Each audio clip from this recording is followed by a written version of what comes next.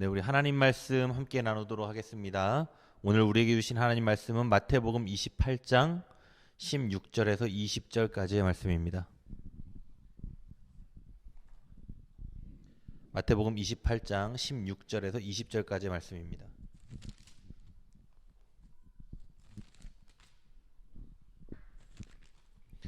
네, 제가 봉독해 드리겠습니다. 열한 제자가 갈릴리에 가서 예수께서 지시하신 산에 이르러 예수를 배웠고 경배하나 아직도 의심하는 사람들이 있더라. 예수께서 나와 말씀하여 이르시되 하늘과 땅의 모든 권세를 내게 주셨으니 그러므로 너희는 가서 모든 민족을 제자로 삼아 아버지와 아들과 성령의 이름으로 세례를 베풀고 내가 너희에게 분부한 모든 것을 가르쳐 지키게 하라. 볼지어다 내가 세상 끝날까지 너희와 항상 함께 있으리라 하시니라. 아멘. 네, 오늘 예배 드리시는 모든 성도님들에게 하나님의 한량없는 은혜가 임하기를 간절히 축복합니다. 네, 오늘 부활하신 주님의 명령이라는 주제로 하나님 말씀 함께 나누도록 하겠습니다. 우리 코로나 팬데믹으로 인해서 세상이 너무 많이 달라졌습니다. 이전에 자연스럽게 해오던 일상이 멈추고 완전히 새로운 시대가 열렸죠. 코로나 팬데믹으로 인해서 우리가 일상생활에서 하던 것을 못하게 된 것도 있지만 시대가 빠르게 당겨져서 아주 먼 미래에 있어야 할 일들이 우리 시대에 다가온 것들도 있습니다. 예를 들자면은 뭐 백신이 보통 개발되는데 10년이라는 시간이 걸린다고 하는데 이것을 거의 1년 만에 만들어내지 않았습니까? 그런 거와 같이 또 다른 것들이 있다자면은 뭐 재택근무 환경이라든지 또는 화상회의 같은 것들이 굉장히 시대를 빨리 앞당긴 것이죠. 코로나 바이러스가 교회의 집단 감염으로 많이 일어나다 보니까 사실 교회가 위축되고 상당히 부담스러운 것은 사실입니다. 교회에서 예배를 드리기 위해 모이는 것도 어려워서 그동안에 우리는 온라인으로 예배를 드려야 하는 상황이었죠. 오늘도 우리가 모여서 예배를 드리는 분들도 계시지만 지금 집에서 줌을 통해서 또는 온라인을 통해서 우리 예배를 드리시는 분들도 계십니다. 목회자들도 굉장히 조심하고 있습니다. 원래 우리 감리교회 안에 이 지방회라는 것이 있는데 이 지방회에 한 달에 한 번씩 목회자들이 모여서 회의를 합니다. 이걸 교역자 회의라고 하는데 요즘 목회자들도 회의를 할 때, 이 교역자 회의를 할 때 모이지 않고 줌이라는 이 화상 회의를 통해서 온라인으로 만나고 있는 거예요. 그리고 또 요즘에는 큐티도 그렇고 성경 공부 모임도 그렇고 예배도 다 온라인으로 진행합니다. 학생들은 학교를 가는 대신 컴퓨터 앞에 앉아서 온라인으로 수업을 듣죠. 저도 영성 모임을 하나 한 가지 하는 게 있는데 그 영성 모임에서도 줌으로 요즘에 모이고 있습니다. 코로나 팬데믹이 있기 전까지 화상으로 회의를 하는 일은 그렇게 흔치 않았습니다. 그런데 이것을 사람들의 일상으로까지 적용시키려면 사실 굉장히 오랜 시간이 걸린다고 합니다. 10년 이상의 시간이 필요하다고 하는데 생각을 해보면 여러분 우리가 이 코로나 전에 누구와 만나서 잠깐 이야기하고 간단한 회의를 해야 하고 또 교회 모임을 해야 할 때 오늘 좀 만나기 귀찮고 좀 위험하니까 화상으로 우리 얼굴 보면서 회의합시다 라고 하는 경우는 거의 없었죠. 그런데 코로나 바이러스가 이거를 완전히 앞당겨 버린 거예요. 이제 화상으로 카메라를 통해서 얼굴을 보면서 사람을 만나는 것은 우리에게 일상이 되어버렸습니다. 대면에서 만나면 바이러스 때문에 부담이 되고 화상으로 만나면 또 시간도 절약되고 또 안전하기도 하고 이 세상이 코로나로 인해서 많이 변한 겁니다. 이제 교회도 그 교회의 교인 수는 유튜브에 이 조회수다라는 말이 있을 정도로 그 정도로 이 유튜브 온라인 상에서의 이 활동은 중요해졌습니다.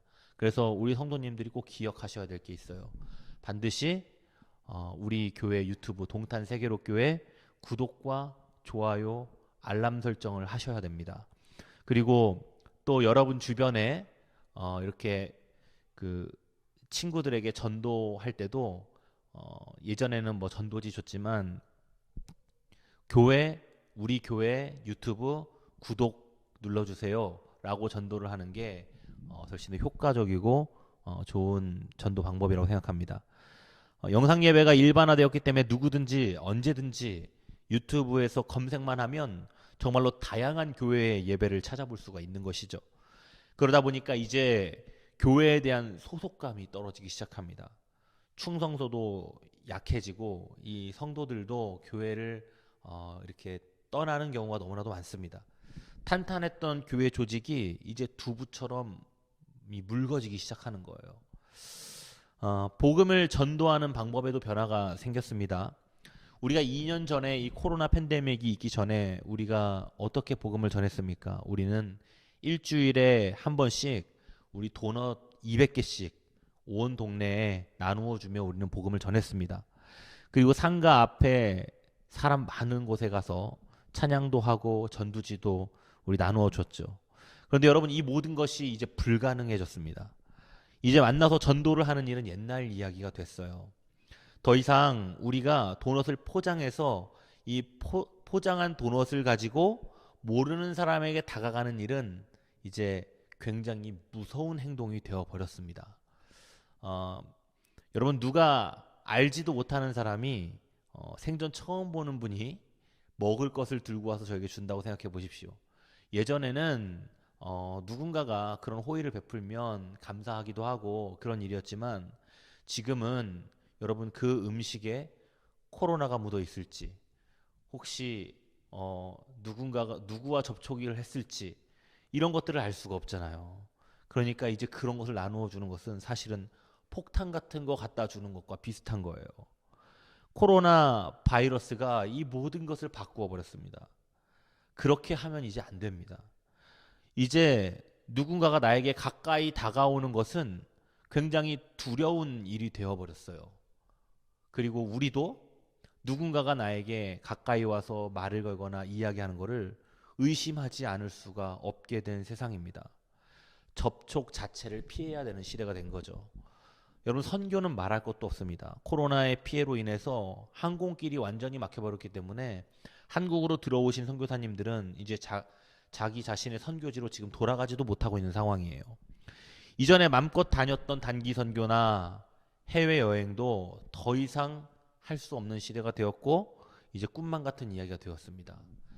이제 유럽에서는 이 백신 비자라고 해서 뭐 이런 것들을 만들어서 서로 협약을 맺고 서로 여행할 수 있도록 하자는 뭐 조약을 맺기도 한다는데, 아직까지 우리나라에서는 어려울 것 같습니다. 그래서 우리는 이 언택트 시대에 어떻게 살아야 할지를 고민해야 합니다. 이 언택트 시대에 어떻게 복음을 전해야 할지도 생각을 해봐야 돼요. 여러분, 복음을 전할 수 있는 방법은 굉장히 다양합니다. 반드시 전도지 들고 나가고 단기 선교를 가야 전도하고 선교하는 것은 아닙니다. 방법보다 더 중요한 게 있어요. 그것이 무엇이냐면 바로 본질입니다. 여러분, 그래서 우리는 이럴 때일수록 본질에 더 집중해야 되는 겁니다. 우리가 왜 전도를 시작했었는지, 그리고 전도와 선교는 왜 해야 하는 건지. 예수님이 부활하시고 승천하시기 직전에 마지막으로 유언과 같은 말씀을 남기신 것이 바로 오늘 본문의 말씀인데, 예수님의 11명의 제자, 그러니까 가룟 유다가 죽었으니까 이제 11명의 제자만이 남았는데, 이 11명의 제자가 예수님이 오라고 하신 산으로 갑니다. 그리고 이 산에서 예수님의 마지막 말씀을 듣게 됩니다. 그 말씀이 무엇이냐면 바로 오늘 본문에 나와 있는 말씀인데, 하늘과 땅의 모든 권세를 내게 주었으니 그러므로 너희는 가서 모든 민족을 제자로 삼아 아버지와 아들과 성령의 이름으로 세례를 베풀고 내가 너희에게 분부한 모든 것을 가르쳐 지키게 하라. 볼지어다 내가 세상 끝날까지 너희와 항상 함께 있으리라. 아멘. 여러분, 하늘과 땅의 권세를 누가 부여받은 거예요? 예수님이 받으신 거예요.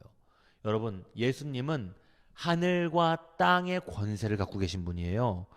여기에서 권세에 해당하는 헬라어의 말이 무엇이냐면 엑수시아라는 말인데, 여기에 무슨 뜻이 있냐면 능력, 힘, 절대적인 권세라는 뜻을 갖고 있어요. 예수님은 바로 이 능력과 힘과 절대적인 권세를 가지고 계신 온 우주의 통치자예요. 이 권세는 바로 하나님께서 아들에게 주신 권세인 것이죠. 그래서 이것으로 말미암아 이제 예수님이 십자가에서 죽으시고 부활하심으로 말미암아 이제 본격적으로 어떤 왕국이 시작됩니까? 메시아 왕국이 본격적으로 열리는 겁니다. 이 왕국에서는 바로 예수님이 통치자이시고 그분이 구원하시는 새로운 권능이 이 왕국에 임하기 시작해요. 그래서 저는 여러분들이 하나님의 자녀라 다 자녀인데 우리는 하나님을 아버지라 부를 수 있는 그 권세가 주어졌습니다. 무엇 때문에 그 권세가 주어졌어요? 바로 예수님께서 십자가에서 죽으시고 부활하심으로 말미암아 그 십자가 앞으로 가는 모든 사람들에게 하나님을 아버지라 부를 수 있는 권세가 주어진 거예요. 그 사람들이 바로 하나님 나라 예수님이 통치하시는 그 왕국의 백성들이 되는 겁니다. 너희는 가서 모든 족속으로 제자를 삼아 라는 말씀이 있었는데 여러분 예수님이 통치하시는 나라에 대한 이야기인데 예수님이 통치하시는 나라는 어떻게 만들어지는지 하나님의 나라는 어떻게 만들어지는지에 대한 말씀이 바로 너희는 가서 모든 족속으로 제자를 삼으라는 말 안에 담겨져 있는 겁니다. 바로 우리가 전도를 해야 하고 선교를 해야 하는 대상을 가르쳐주고 계시는 거죠. 주님께서 어떠한 특정 대상을 그들에게만 복음을 전하라고 말씀하지 않으셨어요. 제한된 지역, 제한된 민족, 여러분 아닙니다. 모든 민족, 모든 족속이에요. 이 말은 무엇을 담고 있냐면 예수님께서는 복음은 언어와 문화의 장벽을 초월하는 거예요. 민족의 담장을 허무는 겁니다. 그리고 정치와 이념을 초월하고 신분을 불문하고 세상의 모든 사람에게 복음을 전하라고 했어요. 여러분 사실 유대인들은 자기 자신들을 선민이라고 부르죠. 선민이 무엇이냐면 하나님께 선택받은 민족이다 라는 걸 뜻하는 거예요. 그래서 그들은 자부심이 강합니다. 그러나 오히려 이것을 잘못 생각하고 잘못 판단하다 보니까 자기들만 특별하다라고 생각하는 경우가 생겨요. 그래서 하나님께서는 우리를 사랑하셨지 다른 민족은 사랑하시지 않았다. 우리가 특별하고 다른 민족은 좀 덜 특별하다라는 생각을 가지고 있는 민족이기도 합니다. 그래서 이런 민족들의 특징은 대부분 배타적이에요. 우리 유대인들은 우월하고 그리고 하나님이 우월하게 창조하셨고 다른 민족들은 좀 덜 사랑하신다 이런 생각들을 가질 수 있습니다. 이것을 다른 말로 바꿔서 말하면 예수님께서는요 모든 인간적인 편견을 버려야 한다고 말씀하시는 거예요. 그리고 모든 민족, 모든 족속으로 나아가라는 겁니다. 여러분 예수님은 이런 말씀을 이미 2000년 전에 하셨어요. 여러분 사람에 대한 차별과 신분에 대한 양극화는요 20세기까지도 살아 있었습니다. 지난 2000년 동안 사람이 사람을 지배하려고 하는 권력층과 지배를 당해야만 하는 사람들로 이 양극화되어 있었죠. 여러분 그것을 얼마나 허물기가 힘들었습니까? 우리가 이렇게 사람을 신분으로 나누지 않은 지가 불과 얼마 되지 않습니다. 그런데 예수님께서는 이미 2000년 전에 이 말씀을 하셨던 거죠. 이 사람의 신분제를 초월하기 위해서 없애기 위해서 얼마나 많은 전쟁과 그리고 얼마나 많은 사람들이 죽었는지 모릅니다. 기독교가 이 세상에 기여한 것들이 정말 많지만 그 중에서도 가장 중요한 것 하나를 뽑으라면 바로 평등입니다. 기독교가 가지고 있는 이 예수님의 사상에는 평등의 가치가 담겨져 있어요. 하나님께서 예수 그리스도를 십자가에 못 박으신 것은 단순히 어떤 특정한 나라와 그리고 어떠한 특정한 민족과 어떤 부류를 위해서 십자가에 못 박혀 죽으신 게 아니에요. 누구든지 예수 그리스도를 믿는 자는 모두가 멸망치 않고 영생을 얻게 하기 위해서 예수님께서 십자가에서 죽으신 겁니다. 누구나 가능한 겁니다. 어린아이든 노인이든 병든 자든 가난한 자든 상관없습니다.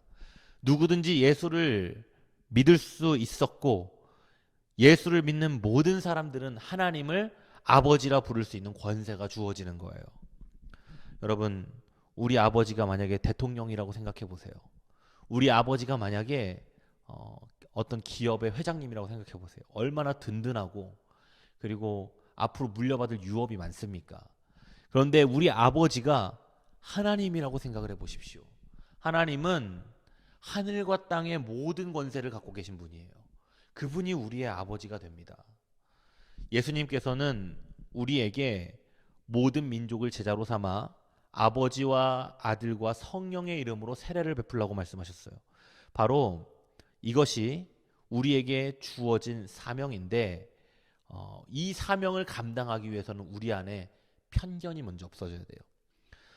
여러분, 사람에 대한 편견, 여러분, 이것을 없애기가 사람에겐 그렇게 쉽지가 않습니다. 사람에게는 누구나 원수 같은 사람이 있어요. 함께 하고 싶지 않은 사람이 존재합니다. 때로는 나는 그 사람이 있는 곳은 절대로 가지 않겠다라고 이렇게 결단하는 사람도 있죠. 우리가 이런 마음의 장벽을 허물기가 쉽지 않습니다. 그래서 우리의 마음 가운데 어떤 사람에게는 철벽을 치고 살아갑니다. 내가 저 사람과는 절대 함께하지 않으리라. 그런데 여러분, 이것이 복음을 전하는데 굉장히 큰 걸림돌이 됩니다. 우리가 이런 마음이 들 때마다 어떤 생각을 해야 하냐면, 십자가에서 죽으신 예수님을 반드시 생각해야 돼요. 여러분, 그분이 왜 죽어야 했습니까? 예수님이 십자가에서 왜 죽어야 됐는지를 우리는 생각해야 돼요. 그분이 왜 죽어야 됩니까? 그분은 죄가 없는 분이시고 그분은 하나님이신데 그분이 왜 십자가에서 죽어야 했습니까?